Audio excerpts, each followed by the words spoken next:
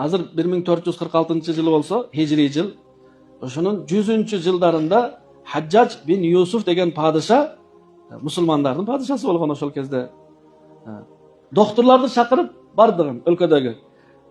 Өтө мындай залым падыша болгон экен, бирокчу ким жакпаса дароо өлтүрөт экен. Сүйлөшпөйт. Өлтүргөндө дагы мойнун кесет экен. Ошого доктурларды чакырып айткан экен. Мага ушундай бир тамактануудун, Куран хадистен, сүннөттөн тамактануудун эрежесин айтып бергиле, мен силерге барбайын эч качан деген экен. Урбайын десе, доктурлар мөөнөт алып бир канча убакыт сурап билип, анан айткан экен, падыша, курсагыңыз ачмайын тамак жебеңиз деген экен. Биринчиси ушу. Экинчиси, тамак жегенден кийин жатпаңыз деген экен. Кечки тамакты өзгөчө. Эгер жашаган жериңиз талаада болуп, айлана чөйрөңүз тикен болсо дагы бир аз басып анан жатыңыз. Андан кийин курсагыңыз тойгондон кийин тамактанбаңыз. Анан ар бир мөмө жемишти өз мезгилинде жеп жүрүңүз. Анан жаш малдын этин жегенге адаттаныңыз. Бүгүнкү күндө ойлоп көрсөк, бизде ушунун бардыгынын тескериси да. Курсак тойгондо тамактанабыз, тамак жеп жатып алабыз. Тамак жеп бүтүп эле жатып алабыз.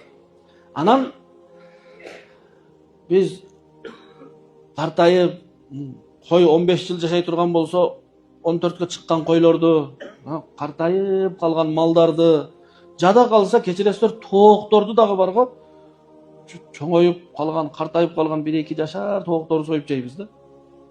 Жаш малдын этин жеген адат жок биздечи.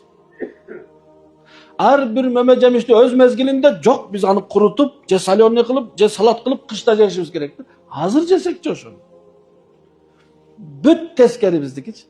Анан тамак жегенден кийин уу ичсеңиз ичиңиз, суу ичпеңиз деген экен. Биздики тамактан кийин кетет да, ошол суу, суусундук, көк чай, кара чай литрлеп кетет го.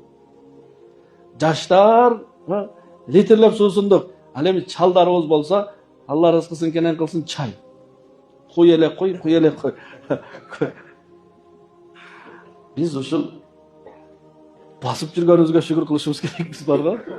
Ошончолук эрежелерди бузуп дагы эртең менен көзүбүз ачылып басып жүргөнүбүзгө шүгүр айтышыбыз керек. Болбосо ооруп кала турган 100% аткарып жүрөбүз да.